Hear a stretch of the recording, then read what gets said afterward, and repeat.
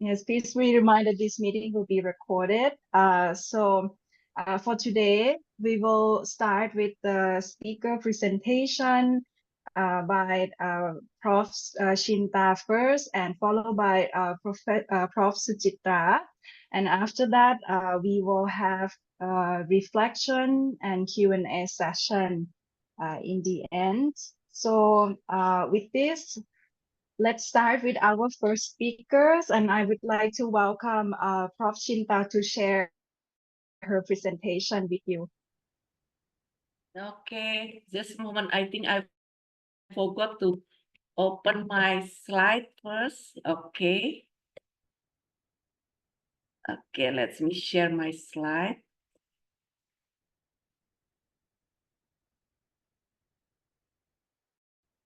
Okay. So can you see now? Yes. Yes. Okay, thank you very much, Nats, and good afternoon to all participants. So the title of my presentation will be the lesson learned about research performance management. And I make a highlighting about the performance because I think while we are talking about the performance, we need to understand deeply about the research management. So the first thing I would like to share with you is research performance actually will be determined by how the university or how your research center manage about your research management. So we cannot talk about the research performance without really understanding about the research management.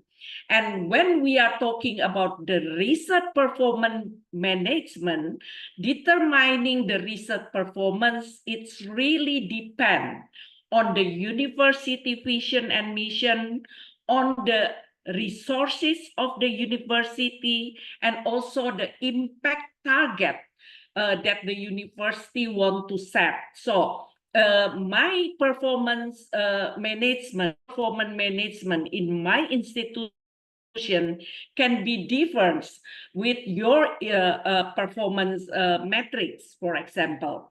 So when we are talking about the research performance management, in principle, this is a kind of systematic process of assessing, of monitoring, and improving the productivity, quality, and impact of the research activities within the organization. So you cannot really compare between, for example, my university, Petra Christian University, with my Hua University in Thailand, because maybe the university vision and mission can be different, and maybe the target impact can be also different. But at least you have a common ground about the research management and also the research performance management. And when we are talking about the research performance management, normally we will set a kind of objective. We will have a kind of what we call it as a measure of the performance, or we call it as a performance metric or performance indicator. Normally, when we are talking about research, we will talk about the publication numbers, about the citation analysis, about the grant acquisition, the patents, the social impact, and many others. And also, not only setting the objective, but we also need to monitor the progress. We need to provide the feedback to our researcher. We need also to have a research allocation. We do some benchmarking, doing reporting, and also development and training of our human resource, our researcher. And in principle, when we are talking about the research performance management, we are talking about the continuous improvement through the strategic decision making of the research management. So this is what I'm doing in my institution. So we have a research performance indicator, and we divide it into the quantitative indicator and the qualitative indicator. So the quantitative indicator consists of 6 different indicators. The first one is about publication metrics. The second one about the citation metrics. The third one about research funding. The fourth one about patents and commercialization. The fifth one about the collaborative metrics. And the sixth one, the pretty new one, we just implement this one during these 2 years, is we call it as an impact metrics. That's include like alt metric about the media mention about our researcher, about our research performance, media downloads, media coverage. This included into one aspect of the alt metric or the impact metrics. But another impact metric include data sharing and open science, also industry collaboration, and also policy influence. But this policy influence only quantitative indicator, but also included in the qualitative indicators. And for the qualitative indicators, include 3 important metrics. The first one is the peer review and recognition. The second one is about research impact and societal benefit. And the third one is institutional and organizational contribution. And you can see here in all the indicator, for example, the publication metrics, there is sub-indicator like number of publication, journal impact factor, AIDS index, publication rate. This is just to mention about how you develop your research performance indicator and then cascade down into the sub-performance indicator. But overall, when we are talking about the research performance metrics or research performance indicator, actually this kind of indicator, you can mention 6 different kind of indicator or 9 different kind of indicator. You classify it into the quantitative or the qualitative. In principle, this is only measure about 3 things: productivity, quality, and the impact of research. So this is the essence of when we are talking about the performance indicator.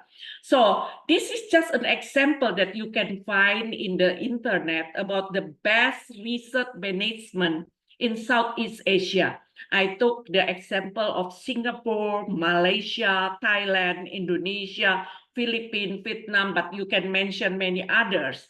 At least these are you easily find in the internet, and some example of the institution are the most highlighted in the countries like Singapore. They represent by National University of Singapore, by the A-STAR agency for science, technology, and research is very famous one. They have several indicators in conducting the research performance management. For example, I just give an example of A-STAR in Singapore. They're focusing on funding and grants and the industry partnership and also the strategic focus. For example, they want to focus on the COVID during the COVID pandemic, for example. So they have a very strategic focus in doing research, in making a lot of productivity and high impact in terms of the how to combat COVID pandemic, for example. This is the strategy. So that's why when I mentioned to you at the beginning that when we define about research performance indicator, it's really depend on the vision and mission, the target impact. So this you can see that the way each institution and even in the country modify or choosing the performance indicator can be really different from one country to the other or from one institution to the other institution.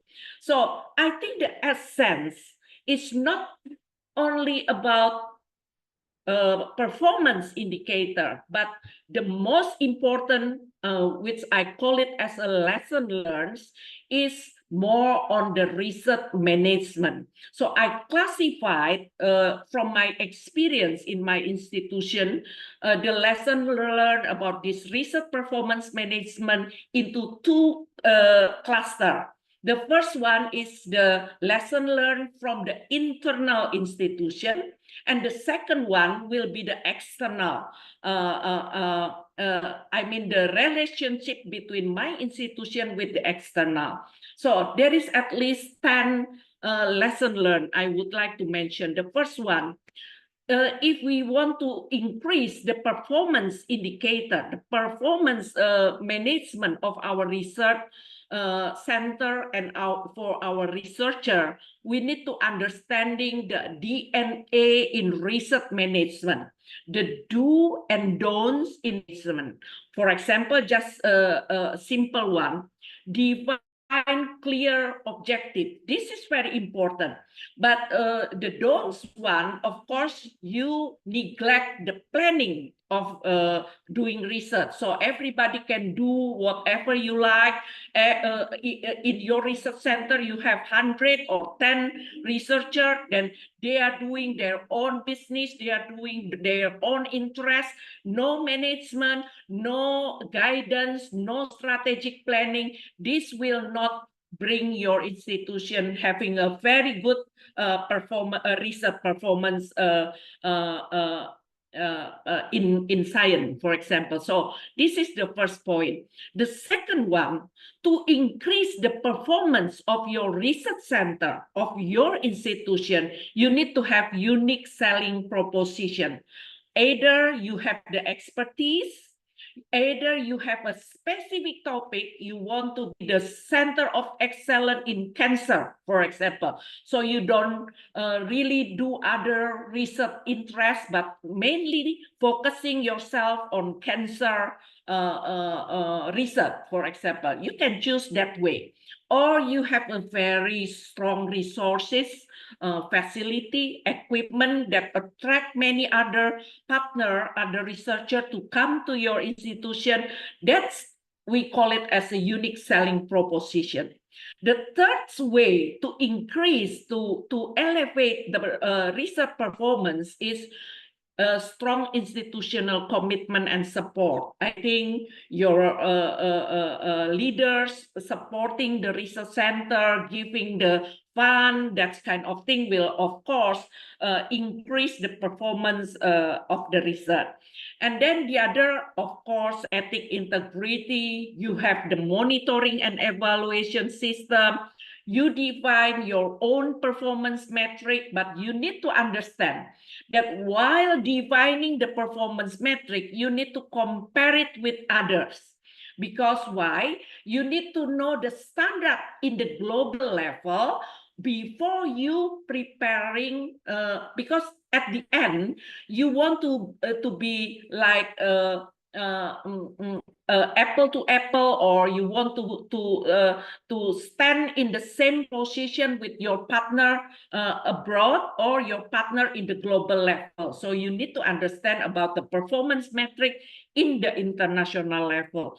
And of course, during the Industrial Revolution, technology integration is very important, and giving the research incentive somehow in Indonesia, especially, will really elevate the performance of the research, having a strategic research planning, and of course, the continuous capacity building. So these 10 different kind of lesson learned that I extract from the experience, really helping me to see the improvement from 1 year to the other year, or from one center to the other center if we treated them in different way. So of course, a university leader need to build the capacity and capability of their researcher, and build also the system. And this system need, the orientation of the system need to emerge of the collaboration, collaborative research ecosystem. So you are creating the ecosystem, and among other things is to simplify the administrative burden of the researcher. So let our researcher concentrate only for doing research, for creating idea, for having some insight, new insight, to create better research activities.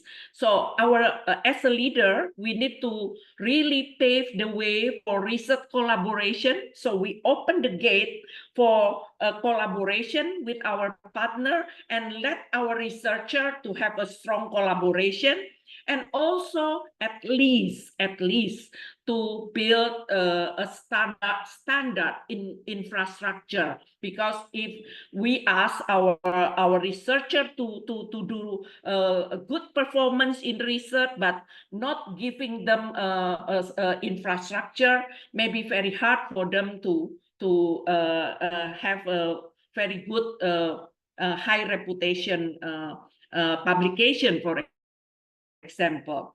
And for the external lesson learned, still you need to understand about the DNA in research management. I don't mention all the detail, but you can see in my slide. But then forming a research consortium, I gain a lot of good performance, research performance, by doing research with the partner. In the form of research consortium. So I really encourage all the participants here to build a research consortium, and then also get involved in the association or research cluster for resource sharing. You do not need to provide your lab with all set of equipment. Maybe you have a specific equipment that you are very strong with that, but then you can borrow another equipment in other lab of your partner. So doing this kind through the consortium, through the collaboration is very important. And creating the ecosystem and having a public-private partnership and doing a community engagement, very fast, and also do research mobility, having a matching fund, especially international matching fund, and also equip your researcher always updated with the national and research agenda. So at the end, I would like to emphasize that scientific discoveries and innovation come from combining different existing technologies and different perspectives in a unique way. So doing a research performance, the first thing need to do is to conduct the proper research management. Thank you very much.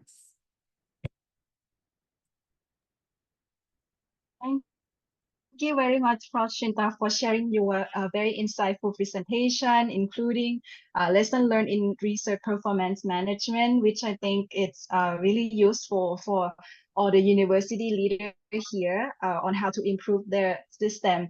So before we come back for the reflection and question, we will move on to another guest speaker. So may I invite Professor Suchitra for the next sharing, please. Let me please share my presentation.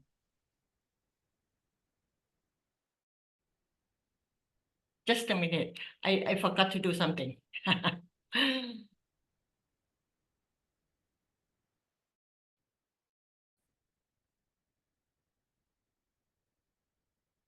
Okay.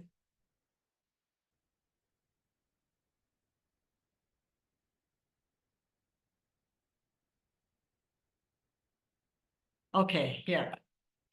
What I'm going to give the presentation mainly on what I have learned from Mae Fah Luang University. First, I need to tell you all that I had been working for Chulalongkorn University for 30 years.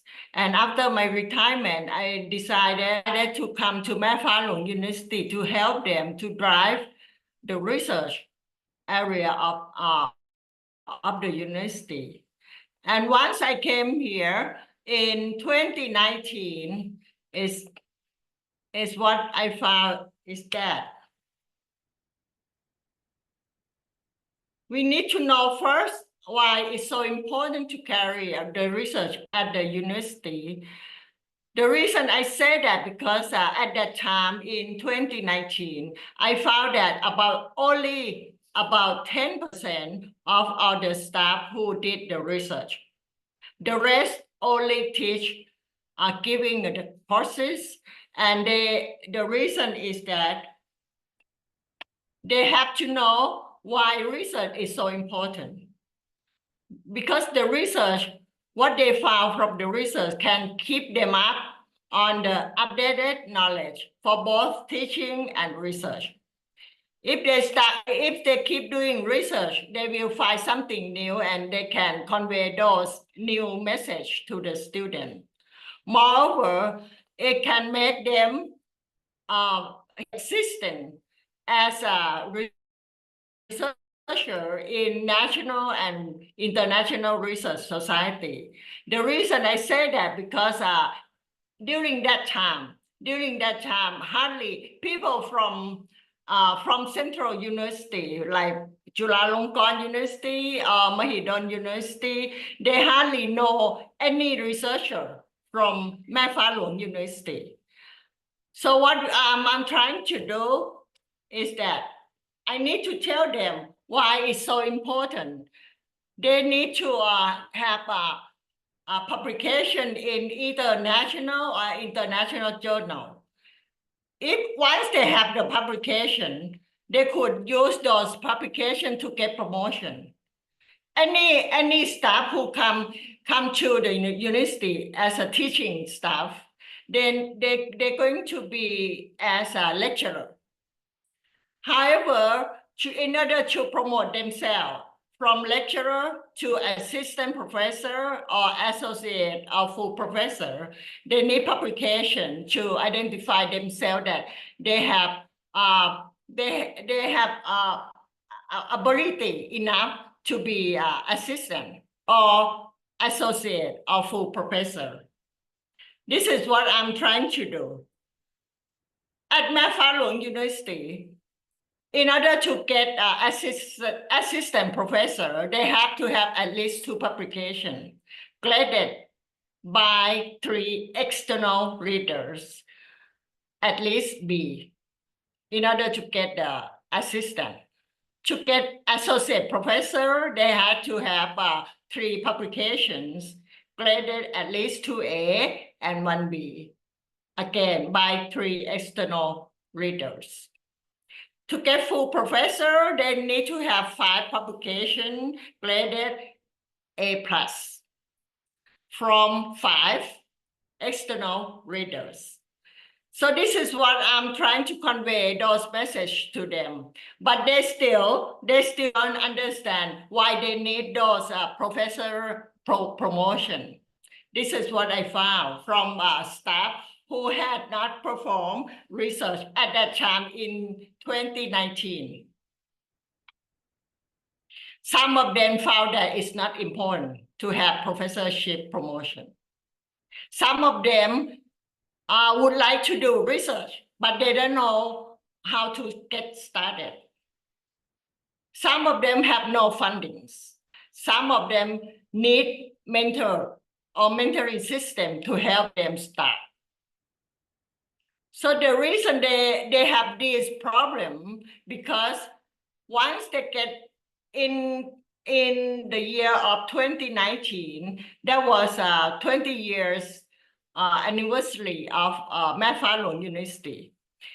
And many of them had not started any research.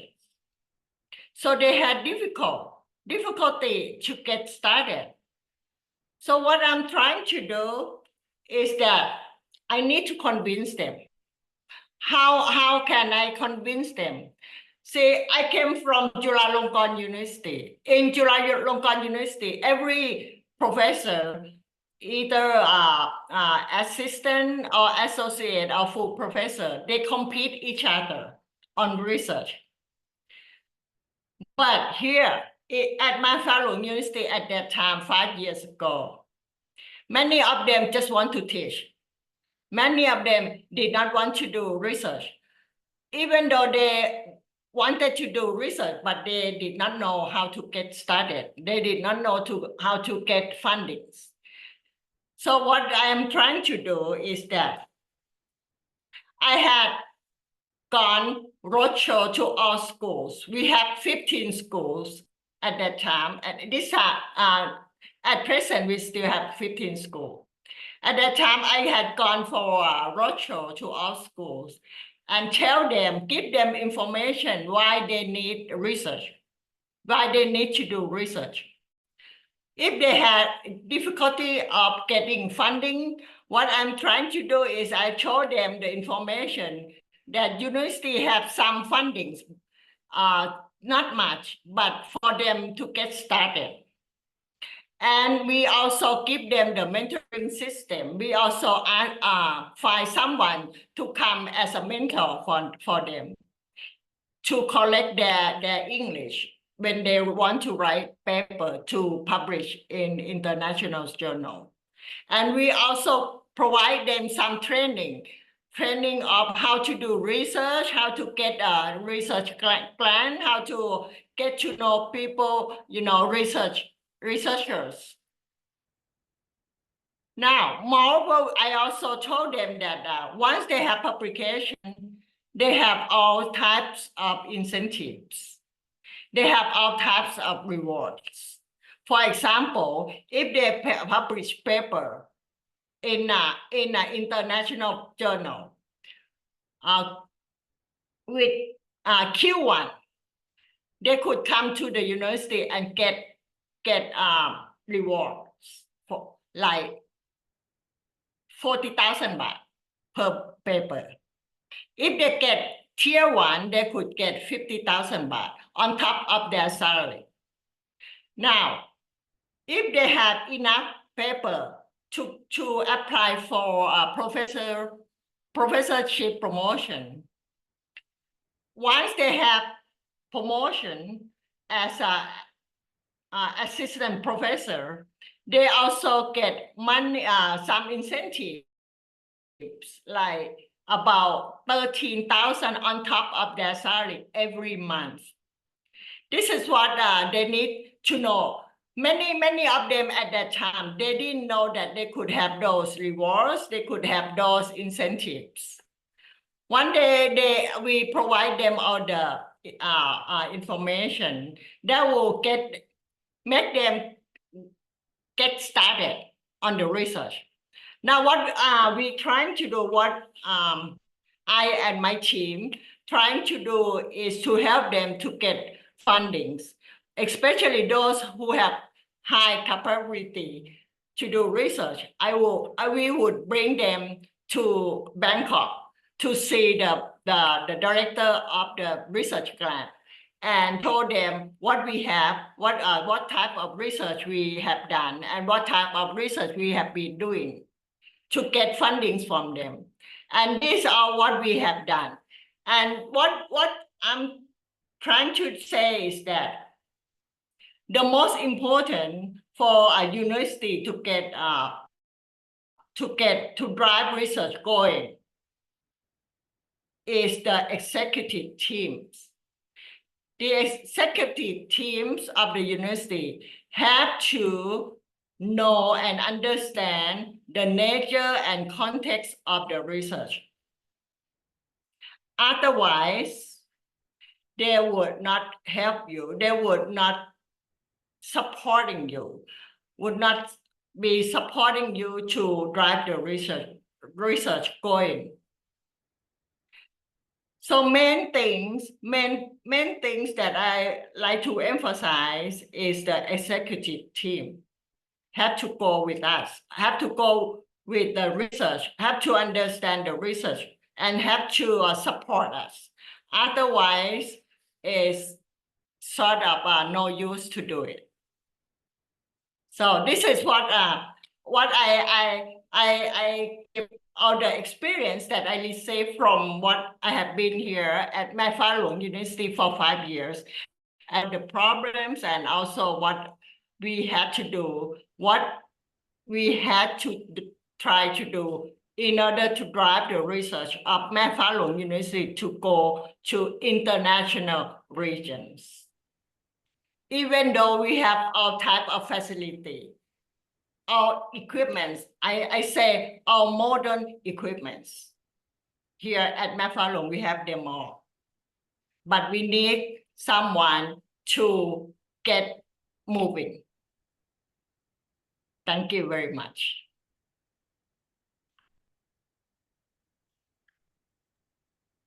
Thank you. Thank you very much, Prof. Suchita, for sharing your strategy and inspiring case study to encourage research performance system at the institution. So now all of us have already heard from our two guest speakers, and to ensure our productive learning today, I would like to hand it over to Alex, the project coordinator, to lead us through the reflection and also open the floor for question for our participant today. So Alex, over to you. Yeah, thank you, Nat.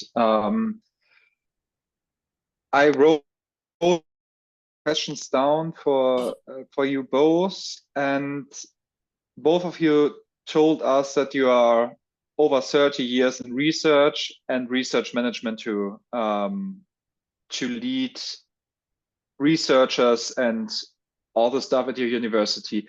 What is maybe for us interesting to know out of your path from starting to now, what was the most challenging things you encounter to improve research management in your career, not at the current university, but in over, what was the most challenging? Maybe we can start with Prof. Sinta. And so maybe you can tell us what was the most challenging thing for research management or improve your research management as it is today?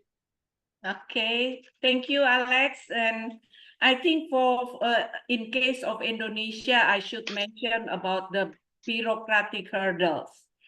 A lot of complex administrative procedures, bureaucracy coming from the ministry, coming from the university level, somehow really interrupt the activities of researcher.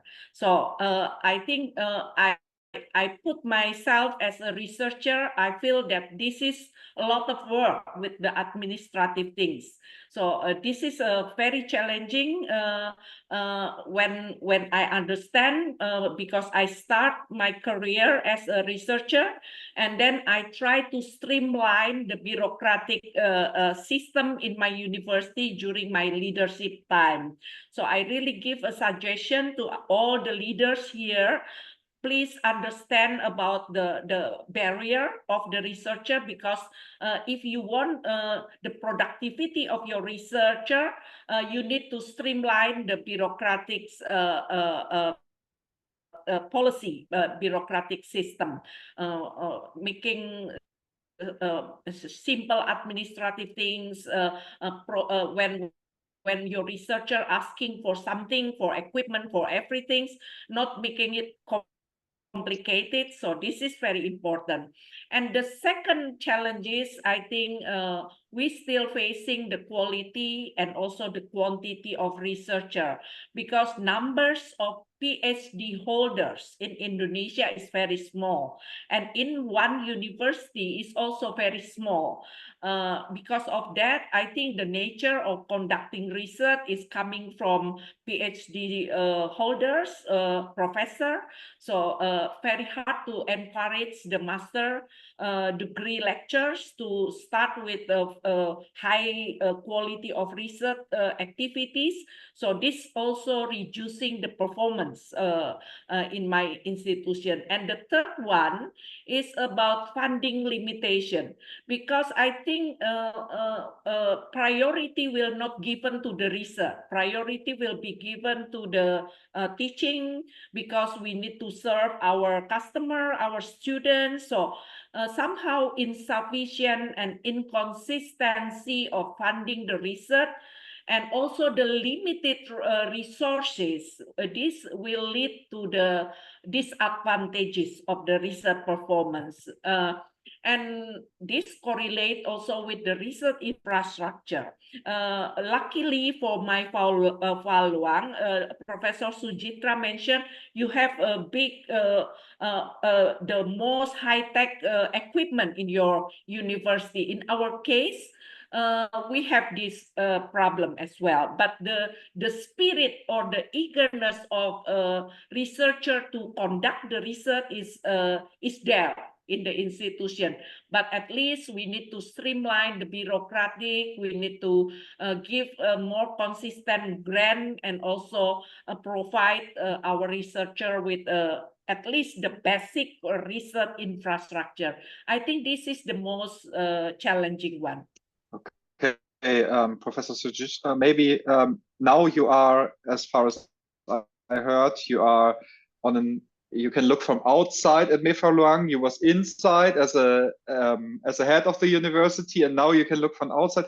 What do you see, maybe from both perspectives, is the most challenging? As a leader, when you can take a look as a university consultant who wants to improve it, maybe you can tell us what was the most challenging and what is the most challenging from both perspectives. You can. Yes. When I was in Chulalongkorn University, we only published paper in international journals. And what we were trying to do is how can we make use of those information from the paper that we published into industries or marketing. And somehow for 30 years, I was not successful to get those results, the research result that I published into industry, although I was trying. But once I came to Mae Luang University, I found that Mae Luang University is located in northern part of country, and it also full of naturally Thai herbs. And this is very important for the country and for the world, because those herbs is quite useful for human being, for human health. And Mae Luang University also has a pilot plan to produce food supplement from herbs, to produce cosmetics from herbs. What we're trying to do, our challenges, my challenges, is to drive herbs that grow in northern part of the country to the world. This is my challenges. And I could say that we could succeed maybe 20% of driving our herbs to international region, especially Germany. That's why I went to Bonn, because they are interested in curcuminoid, and we grow a lot in Chiang Mai. But it's curcuminoid without pesticide, without heavy metal. It's organic curcuminoid. This is what we're trying to do, especially we have the pilot plan. So we're trying to do, and get a network or connection, international connection, ask them to come and see and if we could work together. In Korea, in China, in Germany, in Poland, you know, many countries, even in Japan, if they could come and help us and work together with us, you know, and distribute our curcumin to the world, that will be perfect. This is my challenge. Okay, thank you. Then maybe one other question I wrote down. Prof. Schinter, you talked about the DNA of research and research management. From your experience, do you have some strategies or maybe best practices how to improve the research productivity and the impact? So let's call it to make it to your DNA to do it like this. Do you have some advices? I know it's a short time to give an overall influence, but maybe something you know it will work. Yes, Alex, I think I mentioned one of them in case of Indonesia is a complicated bureaucratic, so streamlining the bureaucratic processes will be one of the solution. But I give you another answer related with your question is, I think to improve the performance, research performance impact, we need to have a research infrastructure. We need to have or to increase the funding and the grant, and also to strengthen the collaboration among researchers in the country and also in the international, in the global level. The way like doing researcher mobility, exchange, conducting the conference. This is also a kind of way to improve the research performance. I remember at the very initial long time ago, when my researcher do not have any kind of publication, I conduct an international conference. I invite my partner from several countries coming to Indonesia, and then I push in advance 1 year before the conference, asking and giving the capacity building for all my researchers in the university to start with writing a paper, writing an abstract, writing an executive summary, and preparing for submitting to the conference. And then the way to improve this performance is I make a collaboration with the publisher, like a proceeding, like many international proceeding, Scopus Index proceeding is there. Then we have a kind of contracts that any kind of publication that pass the review can be published in this proceeding. The first performance is to give a kind of self-confidence to the new researcher who never publish articles through the international conference and our own proceedings, but of course indexed by World of Sciences or Scopus, whatever it is. And I think this is the way, the gate to really bring the motivation to our researcher, and then they start to producing step by step their publication. So that's the strategy. And another one is really developing the robust data management system. For example, proposal. So if we submit the proposal to national agency and it pass, get the grant, we try to understand why these proposals are successful and why the other are not successful. And then we try to refine the unsuccessful the proposal based on the successful one. And then we reapply apply again. And through this kind of mechanism, because we have a mentoring system, we have the capacity building activities, then we can really help the researcher to improve their research performance. Yeah, of course, there is a lot of things that we can do to improve, like mentoring, peer consultation, peer support is very helpful. Professor Sujita, you talked about the internationalization and the challenges with internationalization. Do you have any recommendations how to improve? I heard you have now experience driving all over the world, and how to get attention for your research work. Maybe you can elaborate a little bit on this. See, we have 2 pilot plants on medicinal type plant, and also on cosmetics.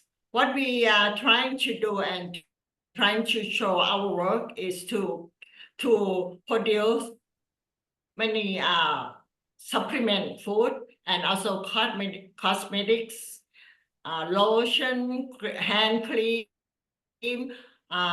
mask, and show them that we have capability to do so. Another thing is that we go around, like go to Korea, Germany, for example, Japan, China, and get some sort of a connection network. This is important. If we have connection, we have international network, come and work together with us, we could drive our work go faster. By the help of our international friends. This is what we're trying to do here. Okay. And we may give the floor to the audience to ask you questions about the topic. Professor Shinta, put it into the chat so you can ask. Unmute yourself and ask questions to both of our experts.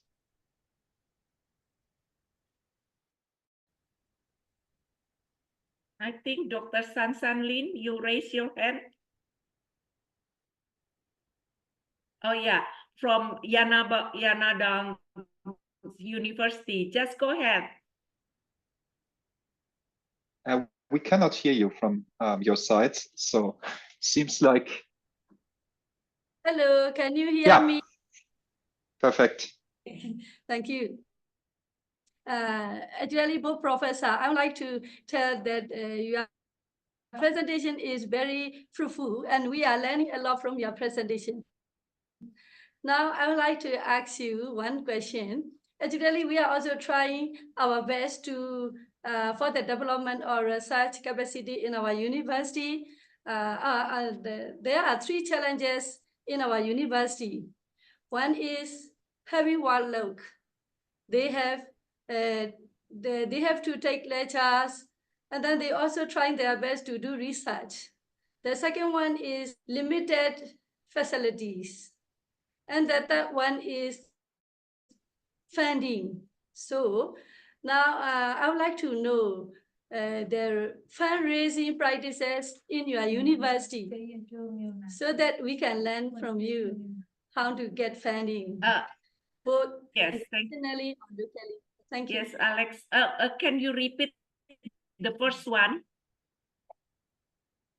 The first one was the heavy workload or the research. Oh, workload. Yeah. Okay, thank you. Second one was the limited facilities, and the third one was. Okay, can I give the answer, Alex? Yeah, okay, dear professor, for the workload, I think the case is quite similar between Myanmar and Indonesia.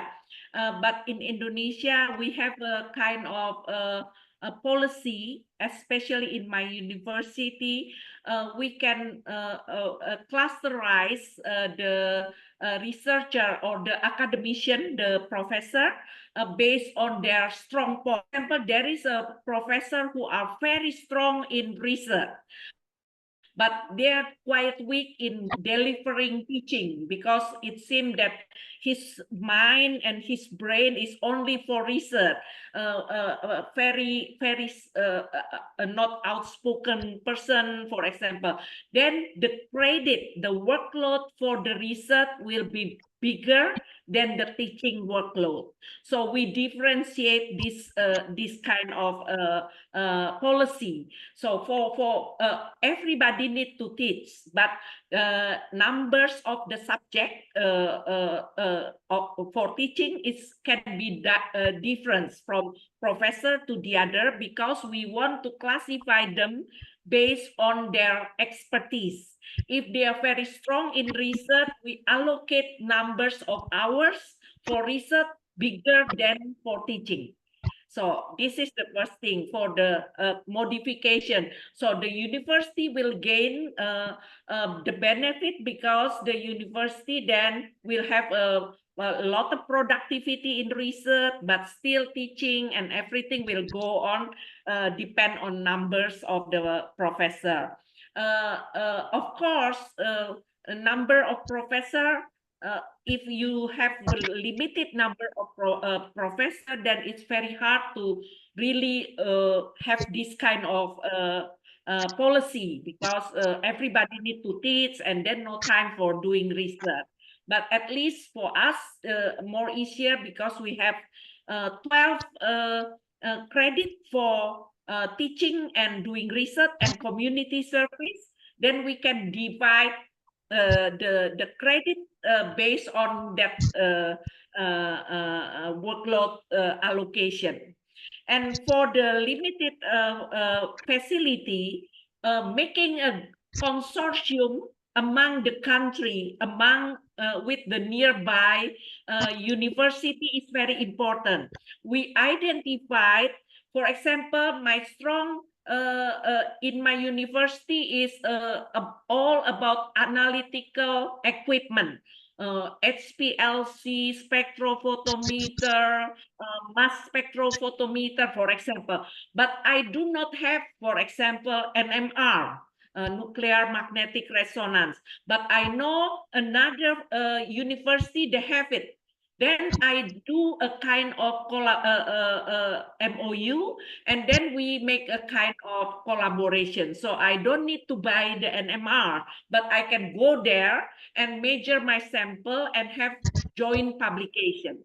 So this is the way to reduce the burden related with the limited of facility. And for the funding, I think a lot of funding outside, but the most important is to really encourage your faculty members to know how to write a proper proposal. So writing a proper proposal, writing a good proposal is very important. So in our program, Horizon Southeast Asia program, since last year and also this year, we are really encourage our researcher to learn about how to write a good proposal. So I think this will benefit if then your researcher, for example, from your university, you ask him or her after finishing the workshop in Cambodia, they learn about the proposal writing there, and then they multiply the information to all the faculty member in your university. That skill is very important. Without that skill, without skill to write a proposal, you do not get any funding. And another opportunity to get the funding is to do matching fund. So, for example, I have very limited amount of money, only 10 million, for example. But if I have a partner also having 10 million, that's in total, I have 20 million. And then I have a benefit of having international collaboration. And I also claim that there is a money coming from your country, and actually my money from Indonesia coming to your country. You can say that you receive an international grant, but actually we do some agreement in between. And then publication should come from both sides. And then I think we also have a strategy to handle this funding issues. I hope it's useful. Yeah. Thank you very much, Professor. Yeah. Your suggestion is very good, and we understand very well. Maybe some others would like to add. Feel free also to share, yeah? If you want to share your experience from your country, just share it with us, yeah?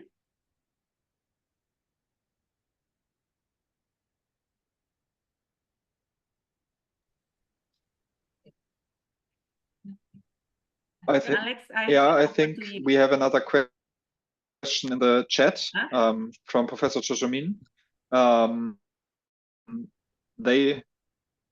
She wrote that I would like to want to build collaborative activities between your university and Yenachang University and others.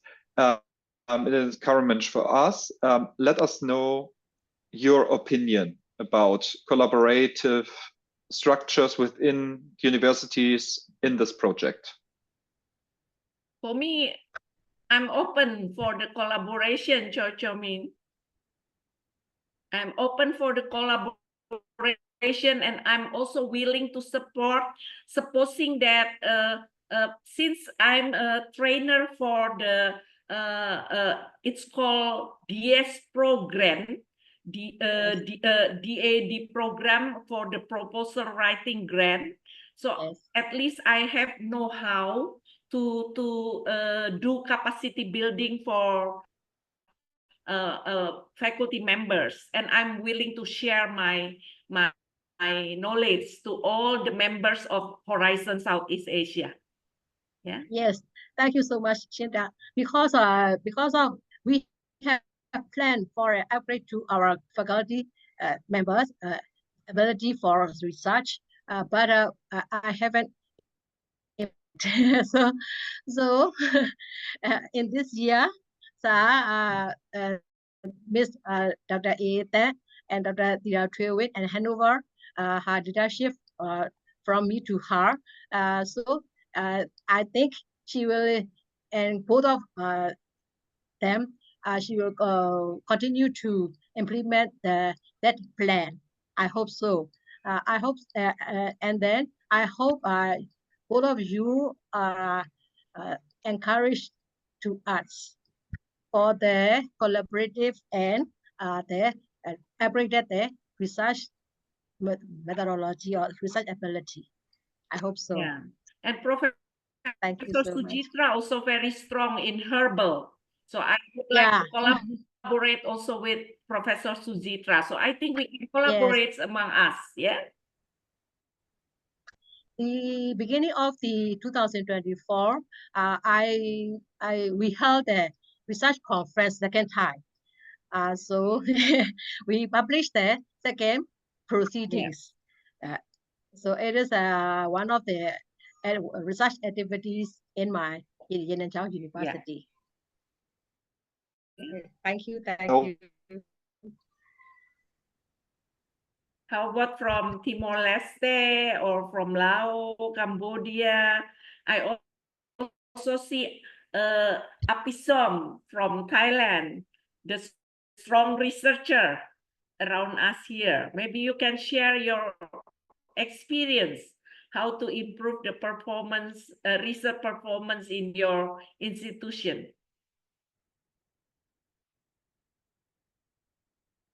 Is he here? I don't think Apisom is not here. Apisom, I saw his name, but maybe he already. I think he's left. Yeah, he left already. Yeah.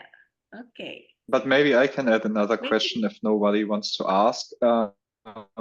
Shinta and Prof. Sujita, you both stated that it's important to give positive feedback and to encourage people. Yes. Did you ever face a situation where it's not enough to say, give positive feedback and encourage people to really intervene as a leader to action and make, tell them what to do to be successful? Yeah. I mean, we may face some issues like that in, in. I think before you are able to encourage, I think you need also to be the role models. So this is a very hard for leaders because a lot of administrative workload for you. You are doing a lot of things with the management and everything, but the important thing for us to understand is, as an academics leader, we are not only act as a manager, but we need to be a very strong academician. We need to be also strong, having a strong research performance. You cannot say to your researcher that you need to publish 2 publications, 3 publications, but you do not show that you are able to do that, for example. So if possible, even you are quite busy, then you need to choose every year, if possible. So in my case, I try myself, push myself beyond the limits to have a publication, at least 1 publication in Q1, Q2, Q4 is okay like that, but 1 publication every year. And so far, I managed to do that. So even busy, but trying to lead by example. That's very important. And the second one, use your position. Somehow, I don't like to state this one, but as a leader, you can create a performance metric, you can give a reward and punishment, and not only encouraging and give a motivation to your faculty member, but trying to guide them with a certain metrics, performance metric, reward and punishment, something that you can really bring all the goals. I mean, you have your university have the goals. For example, you want to be the top 100 or top 200 in the QS ranking or something, then you need to bring all your people toward that direction. And then individual research performance metrics is very important. So the approach in many side, yeah, motivation in one side, lead by example in the other side, using tools like performance metric in the other side, doing capacity building, that kind of things also helpful to really bring your people to at least to have a continuous improvement in terms of research performance. But to be honest, not all people will really follow the ideals, and some of them will follow and then use that excellent example as the leader in leading the research group, and differentiate the performer with the non-performer, will really bring the effect to the ecosystem, to the environment. Maybe Professor Sujitra, you have more experience than me. Can you also share, supposing that you face some unmotivated faculty member?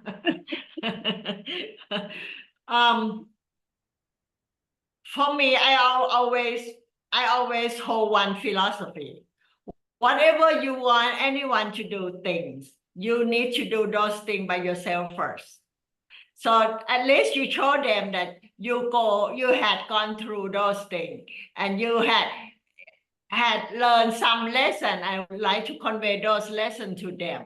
That's the sort of we are trying to do to treat them as our family.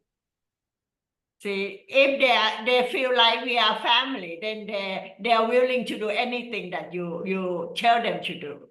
That's all. Yeah, I think as a leader, even we are researcher, but maybe we lead our research group, we need to have strong will, strong energy. That normally the positive energy will affect others. Yeah, so very important for us to be more enthusiastic, willing to learn, willing to improve. So that kind of energy will really contagious to others. Yeah. Okay, thank you both for your explanation and telling us how to deal with it. Are there any other questions from the audience, or since it's a chat, there are no new questions. So just unmute yourself, and now you have the chance to ask questions and get detailed answers to your questions you want to know. There's a question in the chat.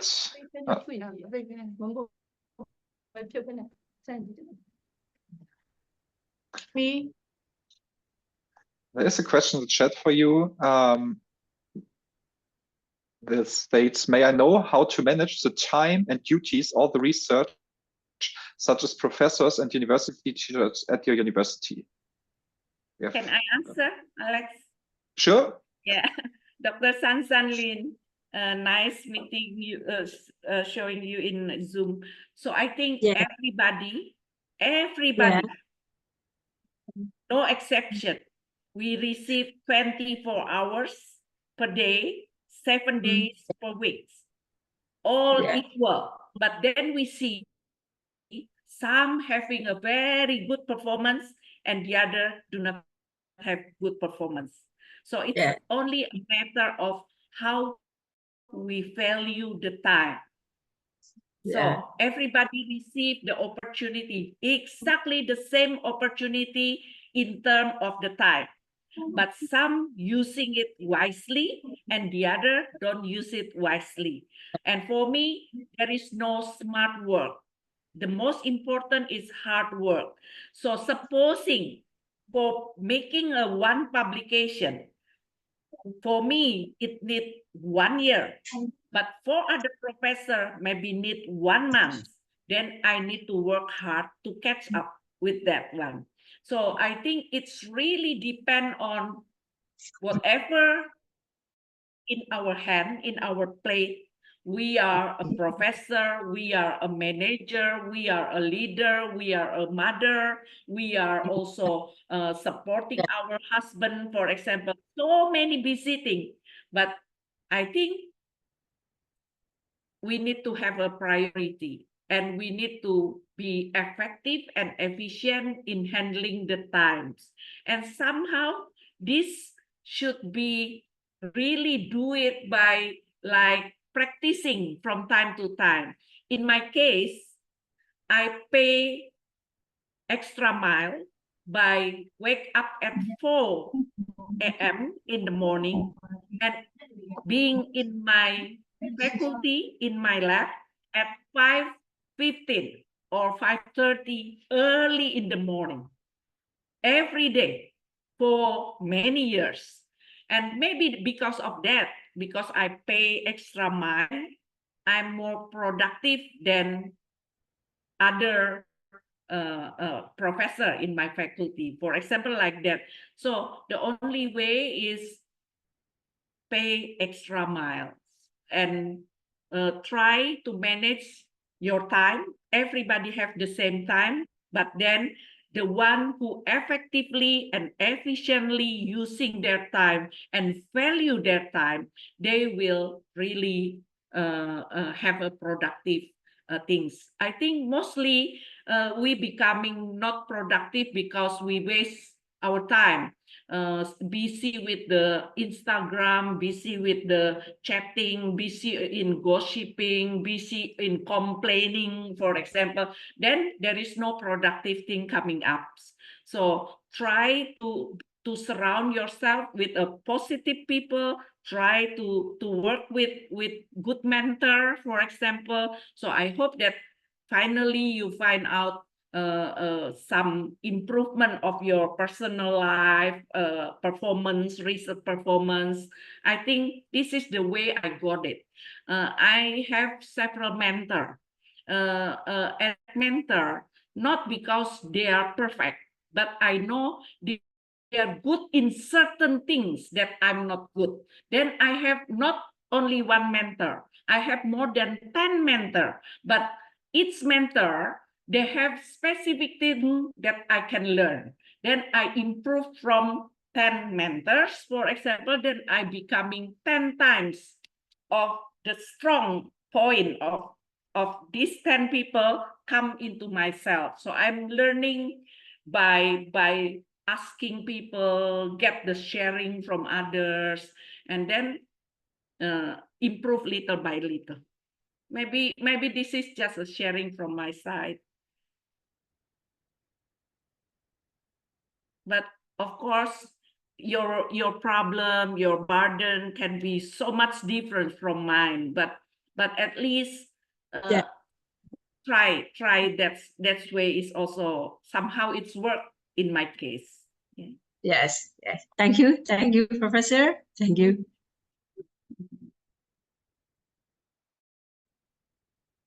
Okay, any other questions from the audience to one of our experts or to both? Yeah, ask question. Yes.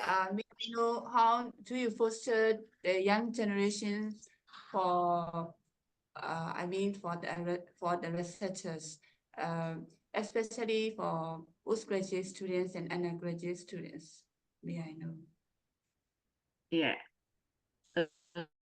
Professor Sujitra, you want to share? Could you repeat the question again? May I know how do you foster the next generations to be good researchers, especially for graduate students and postgraduate undergraduate students? For I also have that problem with the young generation, because young generation has so much and very high self-confidence. It's very difficult to convince them to do anything. So what we have to do is ask them first what they want to do, what their objective, what their future. Ask them, and we slowly penetrate our objective to their objective, see what they can do. Because those young generation, they are so much, self-confident. So we have to be careful about that too, for young generation. May I add? Go ahead. Yeah. Jinta. Okay. I believe in interpersonal relationship. So relationship between teacher and student, it's very important. From my experience, even undergraduate student of mine, if I am helping 10 undergraduate students, at least 80% of them will publish in national journal. So that's my target. So, but I need to work hard because they are not capable in writing. But we need to encourage them. At least they will start with collecting data. We guide them very specific, sometimes just like making an instruction. Go to that place, make this questionnaire, and send the questionnaire. At the beginning, maybe the student is just like a slave, just conducting whatever we taught. But then step by step, improve it. Teach them how to analyze with the simple way first, and then master it step by step until they get confidence. Normally, we have 6 months for undergraduate to finish their thesis. Yeah, sometime 1 year. And during 6 months and 1 year interaction, you spend a lot of time with them because you need to encourage, you need to give example, you need to check all the sentence line by line. But that's effort will come up back to you in a good meaning, in a positive meaning, when they have self-confidence. Somehow they have a very strong self-confidence, as Professor Sujitra said, about themselves, but they don't confidence in writing. So we know the weaknesses of their point, and then we help them. We push them. Sometimes you do not need to publish in a good journal, but let it publish at least. Let it publish in just ordinary journal, national journal, or small journal. It doesn't matter. But that creates a kind of confidence to the student that they are able to publish. And then put the ground, the fundamental, it's so important for all the students. You have accurate data, you are not cheating, you know the scientific ethics. So put all things in the ground, but then help them to write together, because you and your student are writing that article, and try to make it much good for able to submit in the good journal or in ordinary journal. But when you encourage your student to be able to publish, not only putting them as a thesis, I think you are quite successful. Your student so will much be for your happy. very Yeah, informative will answer. be. Thank you. Yeah. Thank you.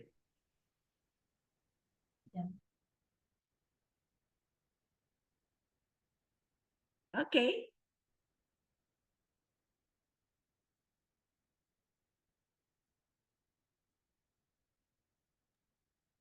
I think it's okay, Alex. Yeah, I think there are no more questions in the chat, and since nobody raised their hand or their voice in the meeting, for me it was fine. I want to say thank you to both of you to give us insights in your years of experience as researchers and as leaders, to show how to deal with struggles, how to deal with problems, but also give the university leaders a path to follow and give best practice example to be a successful leadership. And therefore, I may hand over to Nat once again. Thank you very much, Yes. Alex, our guest speaker, Prof. Shinta and Prof. Sujita, including everyone for your active participation and your contribution to the 7th Virtual Enrichment Day today. Before we end, we just have a little few very important reminders to you. So I'm waiting for the slide.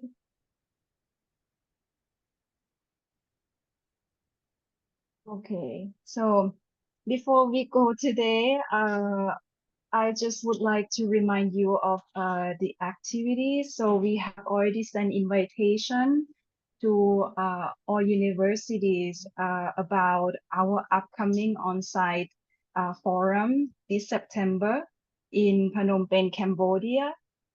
So here there will be 2 forums happening back to back.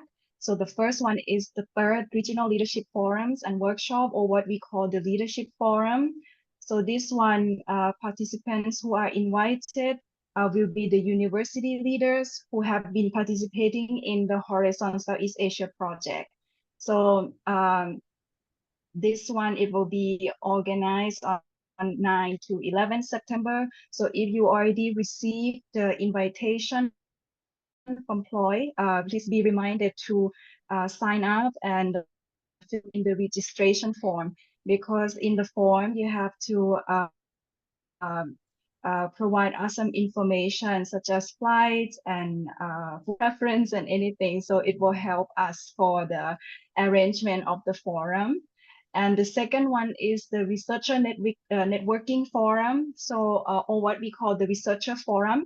So this one will be arranged after the leadership forum on 12 to 14 September. So the participant for the researcher forum will be the newly nominated researcher, which will be changed every year depending on our thematic area. So for this year theme is on the thematic area 3, and we are requesting for a nomination of a researcher who has expertise in sustainable agricultural production. Currently, we are still waiting for nomination from some universities. So it would be very appreciated if some of you as university leaders help us in following up with this nomination as well. Thank you very much. And we really hope to see you in Phnom Penh, Cambodia. And another is the research, interregional research symposium that we have mentioned before, which will be in November in Bangkok, Thailand, under the theme Transforming Higher Education Towards Sustainable Development. So our call for abstract is almost closing this 5th of August. So hurry up to apply if you would like to join this symposium as a presenter. So I think that's all for now. And if Ploy has anything to share, please let me know. But otherwise, thank you very much for joining us today. And we hope to see you in Cambodia for the forum. Thank you. Thank you so much. Thank you. Thank you very much. Have a Thank nice you so day. much. Bye. Goodbye. Thank you. Thank Bye. you so much. Bye bye. Bye. Bye. You in Bye. Cambodia. See you in Yeah. Yes, you in Cambodia. Cambodia. See Yes, you everyone in I Cambodia. will. Yeah, yeah. Thank you. See you. See you. Thank Bye-bye. you. Bye-bye. Bye. Yeah. Bye bye.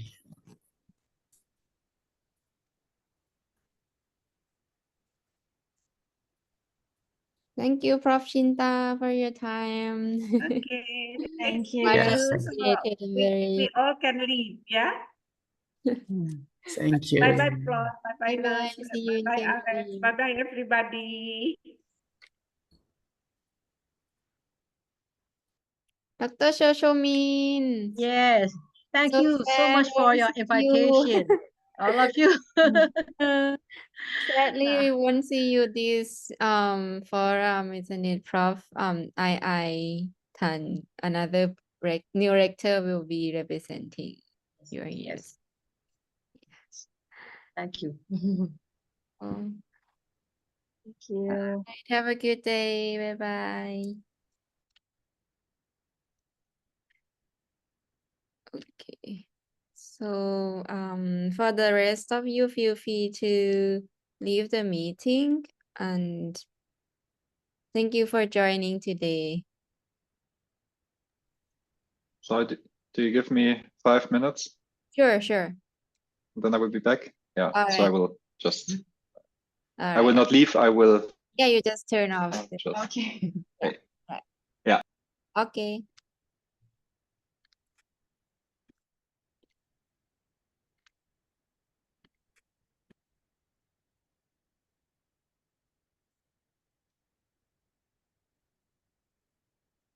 เอาออกให้เลยเดี๋ยว ไม่ออกกันน่าเปิดทิ้งไว้แน่เลย เตะออกไปไหมล่ะ จริงๆมันลบได้ถ้าสมมุติเรา remove ได้ไหมได้ใช่ปะ นี่ไงเมื่อ เขา กี้ ก็ ที่ จะ น้อง ขึ้น ทำ ว่า อ่ะ เป็นเหมือน อุ้ย meeting end น้องเป็นคนรีโมท ใช่ remove ไปเลย